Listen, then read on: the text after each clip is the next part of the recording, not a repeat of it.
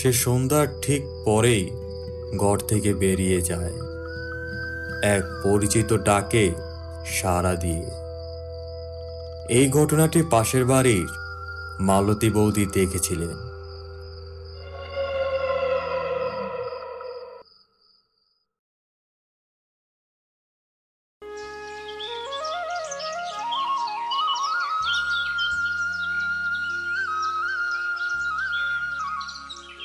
নিমডাঙ্গা গ্রামটি গাছে ঘেরা, নদী ঘেঁষা শান্তির এক চেনা ছবি। দিনের বেলায় পাখির ডাক আর ধানের গন্ধে মোমো করে চারদিক।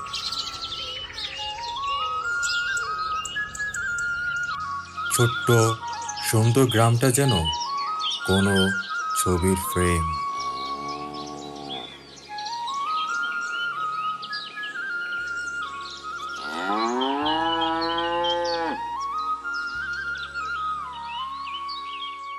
কিন্তু সূর্য ডোবার সঙ্গে সঙ্গেই বদলে যায় গ্রামের চেহারা।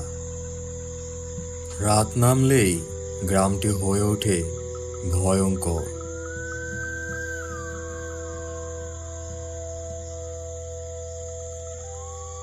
সেই গ্রামের এক বৃদ্ধা, সবাই যাকে ঠাকুরমা সরস্বতী বলে ডাকত। তার ছিল দুই নাতনি, শ্রীময়ী ও অপর্ণা।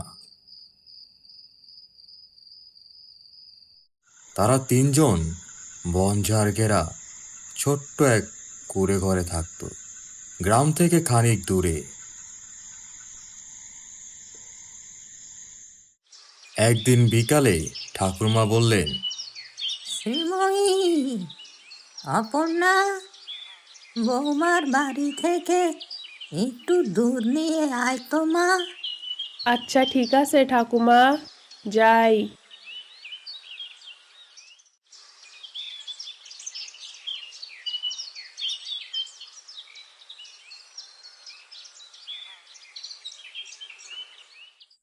দুই বোন গাছপালা ঢাকা পথ ধরে হাঁটতে লাগলো।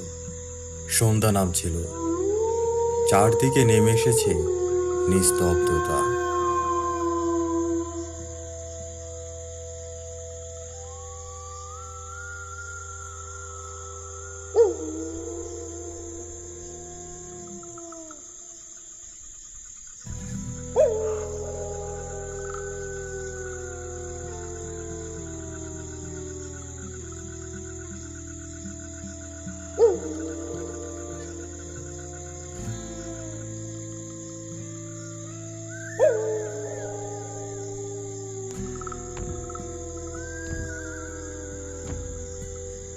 হঠাৎ একটা অস্বাভাবিক ভীতিকর আওয়াজ তাদের কানে ভেসে আসলো। শ্রীময়ী ফিসফিস করে বলল, অপর্ণা, শুনলি? কে যেন এক পা দিয়ে হাঁটছে। অপর্ণা কাঁপতে কাঁপতে বলল, ওই দেখ, গাছের ফাঁক দিয়ে একটা মেয়ে আসছে, কিন্তু ওর একটা পা।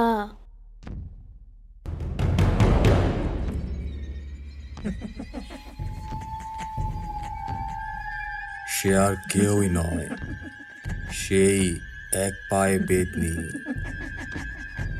গায়ে সাদা ঝুলঝুলে কাপড়, এলোমেলো চুল, আগুন লাল চোখ, আর হাঁটছে এক পায়ে ঝাঁপিয়ে ঝাঁপিয়ে।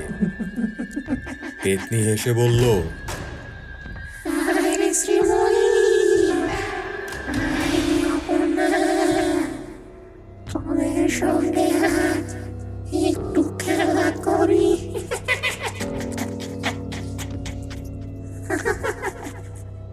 ভয়ে দুধের হাঁড়ি ফেলে দুই বোন দৌড়ে পালালো।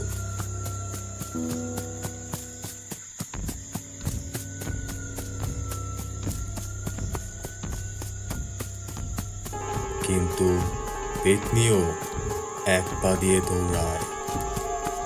সে তাদের পিছনে পিছনে ছুটে এলো।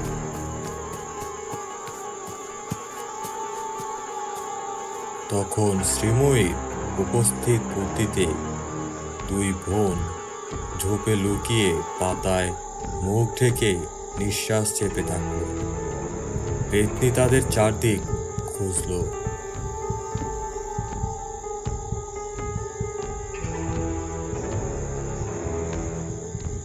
খুঁজতে খুঁজতে হাঁপাতে লাগলো। শেষে বলল, আজকে তোদের রেহাই দিলাম, কিন্তু আমি আবার আসবো, তখন আর বাঁচতে পারবি না। ঠপ ঠপ করে চলে গেল গভীর জঙ্গলের ভিতরে।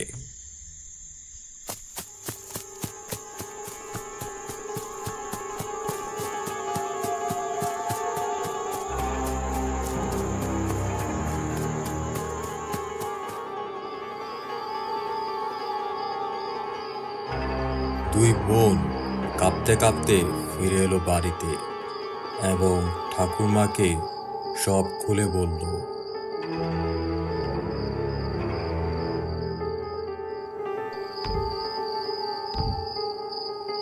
এরপর থেকেই প্রতিদিন রাত নামলেই গ্রামের বিভিন্ন প্রান্ত থেকে ভেসে আসতো পেতনির এক পায়ে চলা সেই ঠপ ঠপ আওয়াজ।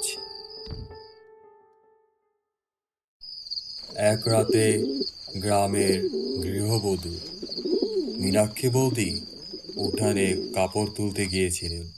চাঁদের আলোয় উঠানটা হালকা আলোকিত ছিল। হঠাৎ তিনি শুনলেন তার ছেলের গলা। মা মা মা মীনাক্ষী অবাক হয়ে বললেন, কিরে খোকন, তুই ওখানে কি করিস? ঝোপের এদিকে আমার একটা খেলনা পড়ে গেছে, পাচ্ছি না মা, খুঁজে দাও না। দাঁড়া, দেখছি।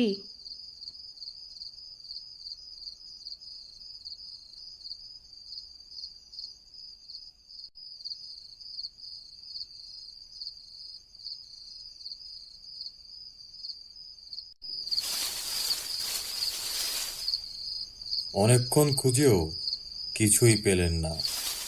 তখন তিনি বললেন, কিরে খোকন, খেলনা তো কোথাও দেখছি না, কোথায় ফেললি? কিরে খোকন? এই কথা বলেই পিছন ফিরে দেখেন কেউ নেই, যার সঙ্গে এতক্ষণ তিনি কথা বলছিলেন। সেই ছেলে কোথায়?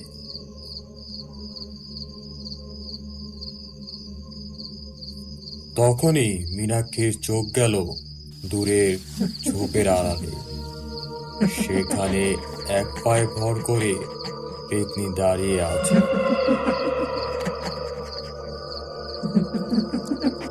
ছেলের রূপ ধরে যে সে তাকেই ডেকে এনেছে তা আর বুঝতে বাকি রইল না।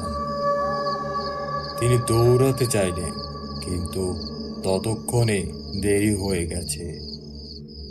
পেতনি এক লাফে এসে তাকে ধরে ফেলল। চিৎকার করার আগেই এক ঝটকায় তাকে কুণ্ডি পুকুরের দিকে টেনে নিয়ে গেল।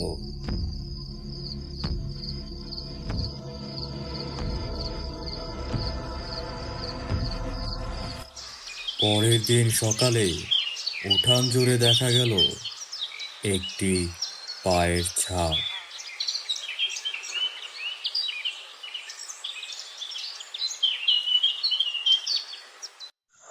এরপরে এক পায়ে পেতনির শিকার ছিলেন কৃষ্ণ কাকু। রাতে শিব মন্দিরে ধনুচি চালাতে গিয়েছিলেন কৃষ্ণ কাকু।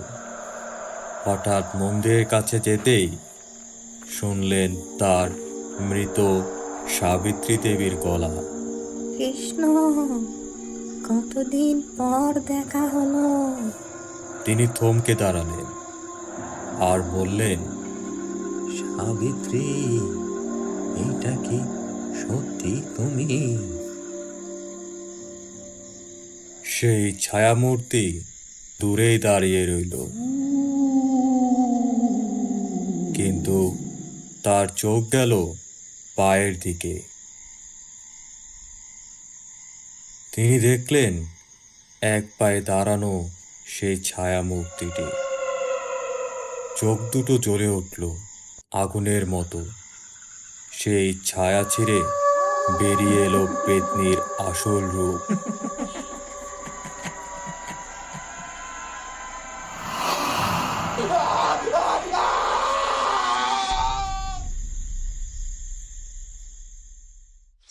পরের দিন সকালে মন্দিরের সামনে পাওয়া গেল শুধু তার জুতো আর এক পায়ের রক্ত মাখা ছাপ।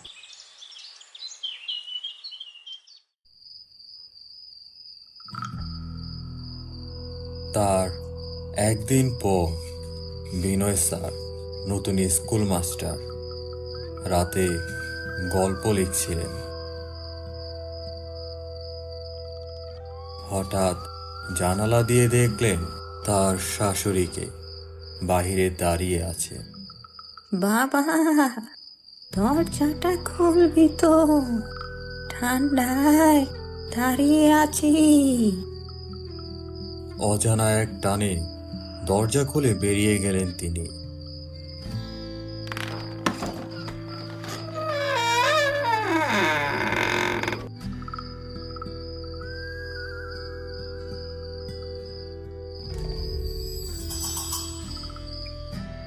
বাহির হয়ে দেখলেন কিছুই নেই।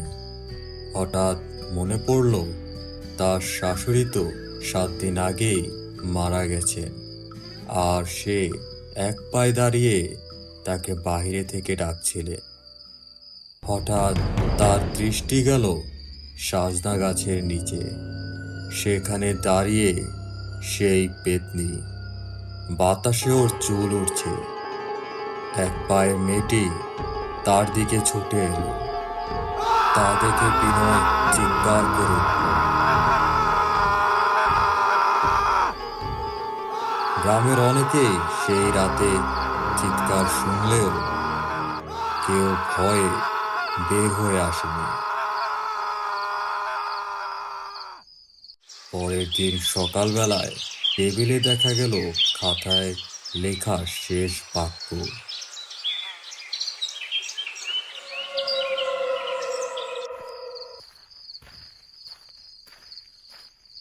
এর পরের ঘটনা সুধাংশু বাবু, তিনি পঞ্চায়েত প্রধান। সুধাংশু বাবু মাঠ থেকে বাড়ি ফিরছিলেন। হঠাৎ শুনলেন তার মৃত বাবার গলা। কি রে সুধাংশু, কোথায় যাস রে বাবা এত রাইতে? হঠাৎ এমন ডাক শুনে তিনি দাঁড়িয়ে গেলেন। পিছনে তাকাতেই দেখলেন তার বাবা দূরে দাঁড়িয়ে আছেন। কিন্তু পর মুহূর্তেই মনে পড়ল গ্রামের সাম্প্রতিক নিখোঁজদের কথা। চোখ গেল সেই ছায়ামূর্তির পায়ের দিকে। এক পায়ে দাঁড়ানো সে, আর তার বুঝতে বাকি রইল না, এ তো সেই এক পায়ে পেতনি। তার বাবার রূপ ধরে এসেছে এবার। তিনি প্রাণপণে দৌড়ে পালালেন, নিজেকে কোনো মতে রক্ষা করে।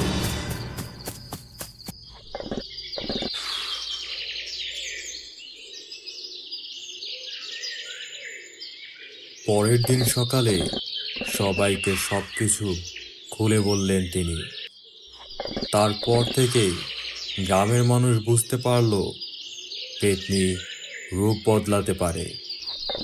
কখনো মৃত ব্যক্তির রূপ ধরে, আবার কখনো প্রিয়জনের গলায় ডাকে। আর কেউ সেই ডাকে সাড়া দিলেই তার পরিণতি হয় ভয়ঙ্কর। শোনো, এই পেতনিকে চেনার একটাই উপায় আছে। তোমরা যখনই কারো ডাক শুনবে, প্রথমে তার পায়ের দিকে তাকাবে। দেখবে সে এক পায়ে দাঁড়িয়ে আছে কিনা।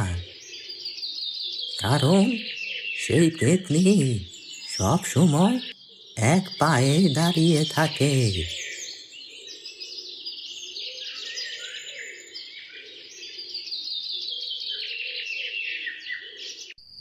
এরপর থেকেই রাত নামলে দরজায় খিল পড়ে। কেউ আর অন্ধকারে কারো ডাকে সাড়া দেয় না। যার মুখ যতই চেনা হোক না কেন, পায়ের দিকে না দেখে কেউ আর এগোয় না।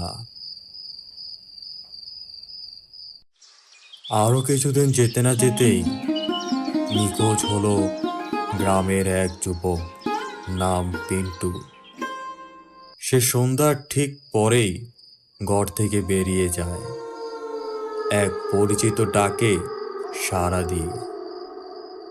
এই ঘটনাটি পাশের বাড়ির মালতী বৌদি দেখেছিলেন।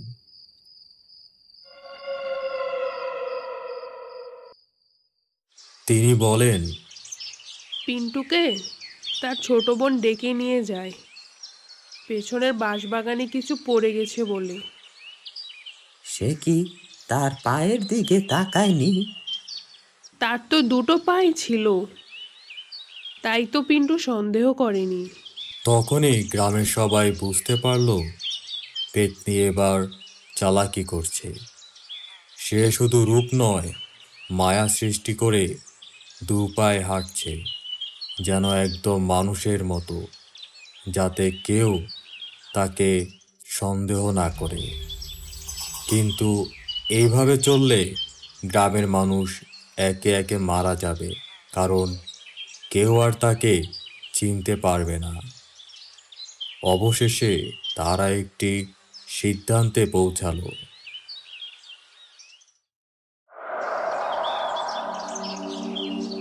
ভয়ে কাঁপতে কাঁপতে গ্রামের লোকেরা হাজির হলো পাহাড়ের উপরে থাকা তান্ত্রিক ওঝা ভোলা বাবার কাছে। তিনি চোখ বন্ধ করে ধ্যান করলেন আর বললেন, এই আত্মা কোনো সাধারণ পেতনি নয়, সে এক অভিশপ্ত আত্মা, যার জন্মই হয়েছিল মৃত্যুর ছায়ায়। সে ছিল এক অনাথ মেয়ে, জন্মেছিল এক পায়ে কুঁকড়ে যাওয়া হাড়, পা ভাঙা অবস্থায়। কেউ বলতো সাপে কাটার ফল, আবার কেউ বলতো অপশক্তির ছায়া।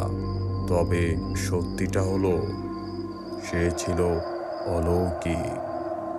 গ্রামের লোকেরা তাকে অলৌকিক বলে গণ্ডি পুকুরে ফেলে দেয় পূর্ণিমার রাতে। কিন্তু সে মরেনি, অন্ধকার তাকে গ্রহণ করেছিল। আর তখনই জন্ম নেয় এক পায়ে হাঁটা সেই পেতনি। সে প্রতিশোধ নিচ্ছে। তাকে যারা ত্যাগ করেছিল তাদের রক্তেই ধুয়ে যাচ্ছে তার অপমান। এই কথা শুনে গ্রামের সবাই স্তব্ধ হয়ে গেল।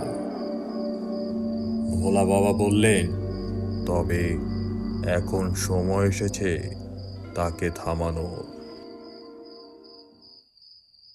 ওঝা গ্রামে এসে সেই রাতেই যজ্ঞ করলেন কুণ্ডি পুকুরের ধারে। গ্রামের লোকেরা নিঃশ্বাস চেপে তাকিয়ে আছে তার দিকে। ভোলা ওঝা মন্ত্র পড়ছে, চারপাশে ছড়ানো রুদ্রাক্ষ, নুন, ছাই আর আগুনের বলয়।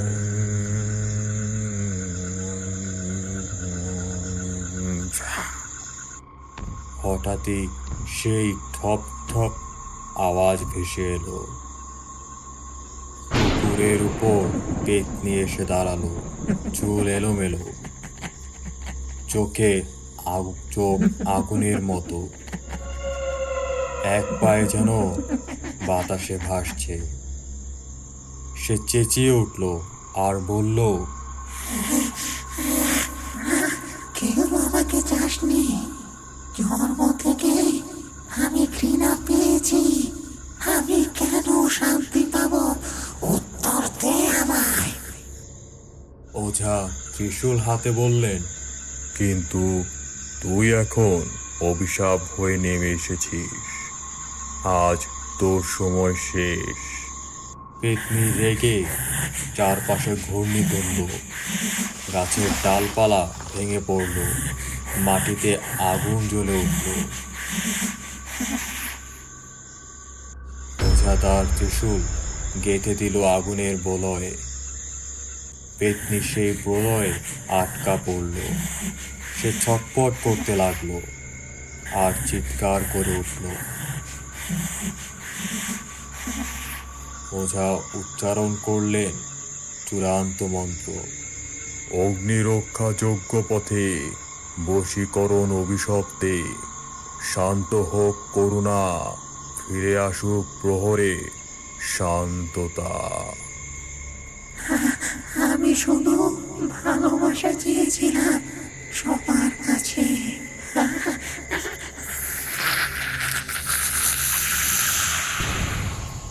পেতনি ধোঁয়ার মতো গলে গেল, আর আর্তনাদ মিলিয়ে গেল রাত্রির গভীরে।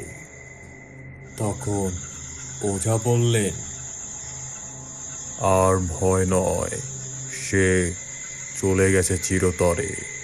তবে শুধু ভয় নয়, ভালোবাসাই পারে অভিশাপ দূর করতে। আর ভুলে যেও না, সে ছিল এক মেয়ে যার মন ভেঙে গিয়েছিল, পা নয়। ভালোবাসার অভাবে সে পরিণত হয়েছিল অভিশাপে। আজ তাকে বিদায় দিলাম, কিন্তু তার যন্ত্রণা যেন আমাদের হৃদয় থেকে যায়। তাহলে হয়তো আমরা মানুষ হয়ে উঠতে পারবো। এই কথা শোনার পর গ্রামের মানুষ কেঁদে ফেলল, পেতনির জন্য আর নিজেদের পাপের জন্য।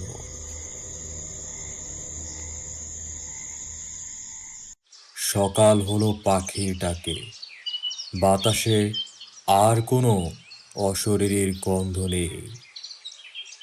বহুদিন পর নিমডাঙ্গা গ্রামে ফিরে এলো শান্তির ছায়া।